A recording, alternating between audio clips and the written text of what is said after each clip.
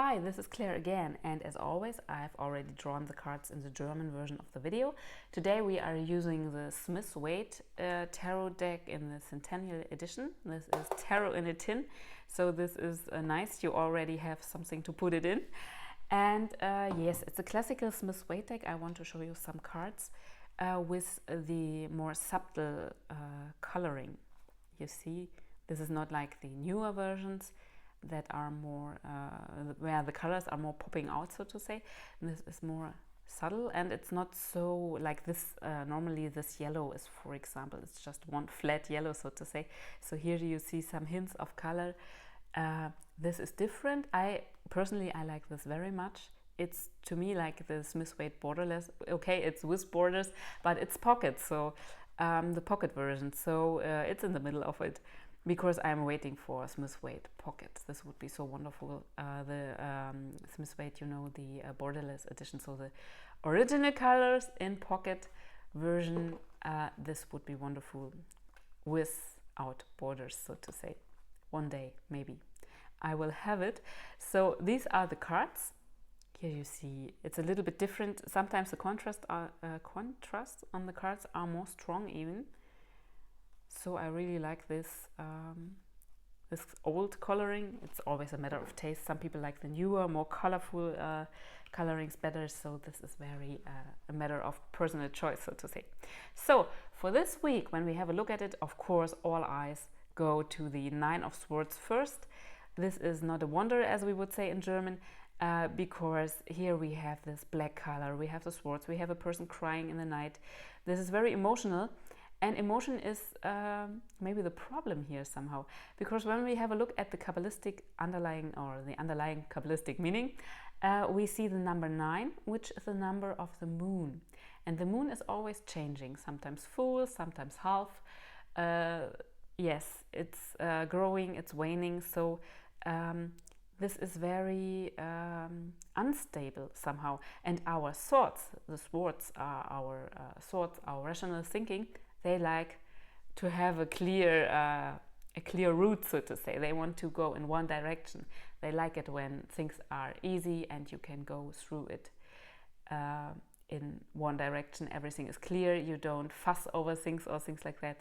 It's very easy to see. And here it is not easy to see, because we are, so to say, in the realm of the moon, and everything is a little bit dusty and a little bit like, how you say in English, like clouded. Yes, it's not so clear. Sometimes you look at things and they look one way, then you look again at the same things and they appear very different to you. So it's a matter of not getting distracted with this card, because the pain and everything around it, it arises because you are thinking one day in one way and the next day in another way. So you are not grounded, and this is the most important thing when it comes to this card, to get grounded, to focus. I sometimes say a little bit as a joke, sometimes it's better to make a bad decision than to make no decision at all. So it's also a little bit about letting go of the idea of the best decision. Sometimes second best is good enough, and then at least you have a decision and you can build upon it. Yeah, this is very important with this card, because you can go in circles with your mind when this card comes up. So this is like a homework card in this reading, so to say. It's like the homework card, and here we have like a little bit more fortune-telling cards. So the cards like to do both. Sometimes we get homework, sometimes we get fortune-telling, so to say. And of course, this can also intermingle, as we will see in this reading. And here, the Six of Cups is often the card of childhood, the card of adolescence, so to say. It's about growing up, and it looks back very intense in our past. It looks into who we really are. It shows us, or it inspires us to have a look at who we were as a child and where this energy has gone, so to say, because everyone comes with a certain energy into this world. When you see very small children, they are all different.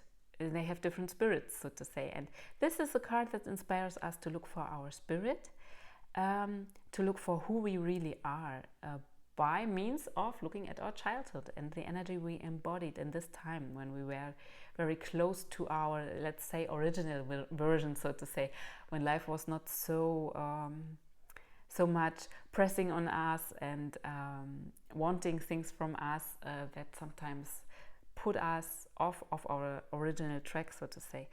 And here's another nice interpretation. I learned this from a colleague who was quite old. He has already passed, but he had a very nice look on the cards himself. He was really a fortune teller, traveling through the country and visiting fairs and having a tent there. He was like you imagine a classical fortune teller, so to say. But he was also a very, very friendly and warm-hearted man. So he told me that you should also have a look at this one, at this person, because yes, it's easy to not see it because this scene here is so much in the forefront, so to say. But there is some person also. So this is like, have a look at the third person. Have a look at persons you might miss right now because you are not thinking of them, but they could be helpful to you. Yeah, there are other people who might influence the situation. This is a very nice hint with this card too. So in general, this is having a look back at childhood, and I would draw a line here.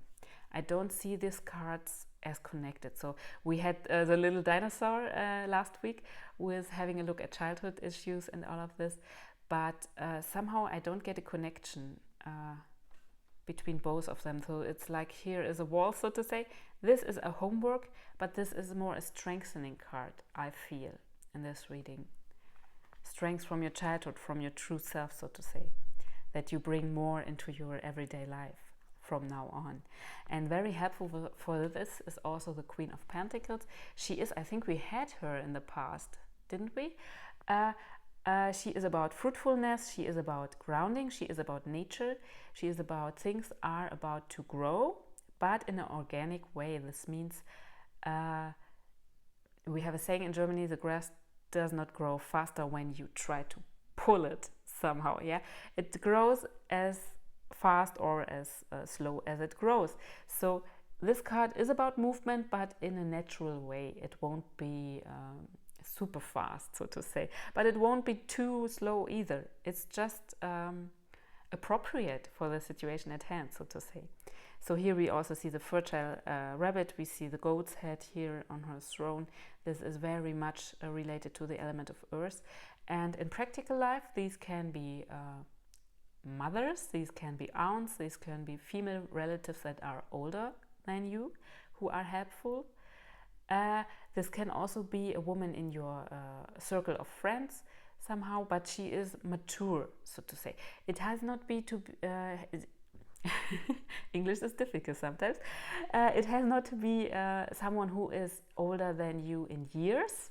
It can be just a more mature person, but this has not always a relationship to your age in years.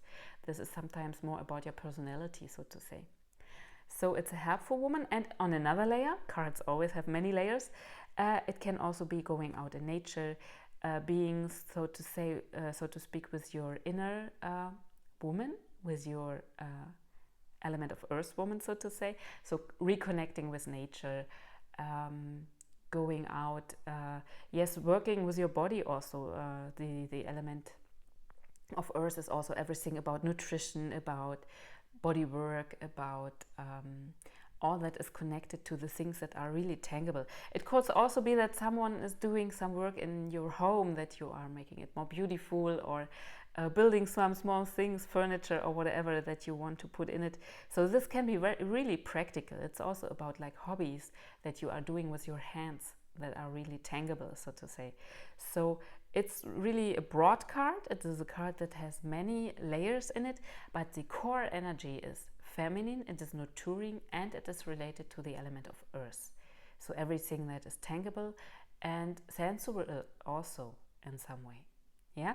So when we put these cards together for our reading for the week, we see here too many thoughts in too many directions. The inspiration is to let go of them. If you cannot let go of them, make the second best decision, so to say. Yeah, don't try to push too hard. It's totally okay to do just fine, but not super, so to say. It's totally okay. It's better than stressing yourself out and having many thoughts and thinking like, oh, I'm seeing it like this, I'm seeing it like that. What will be the best way? So please choose, make a decision and stick to it, and everything will be fine. Everything is better than torturing yourself with this card. Yeah? It's not about making bad decisions, but sometimes we are thinking too much in the absolute optimum that has to be reached and are hindering ourselves. Yeah, so do yourself a favor and decide. And in the second card, we have the childhood topic, but in a nurturing way. It's about yes, coming back to who you really were in the past and living your spirit again. And this can take time. It's not that it have to be in this week and then you can say, oh, I did it. These topics can really take time, but it's a very nice inspiration from the cards. And it's also a nice inspiration here to have a look at the third person. So maybe persons are there who could help you, who are very much in the background right now, but who can pop up just easily when you have a closer look.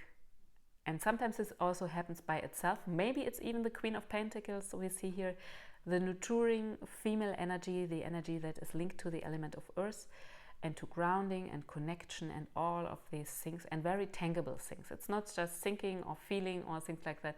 It's really happening. You really do it. Yeah, it's a doing energy, this card. So these cards are a little bit sweet and a little bit sour, as life often is. But the sweet is, yeah, 2 sweets and 1 sour, so this is quite nice. Yeah, these are the cards for this week to come, and we will see each other in the next week again.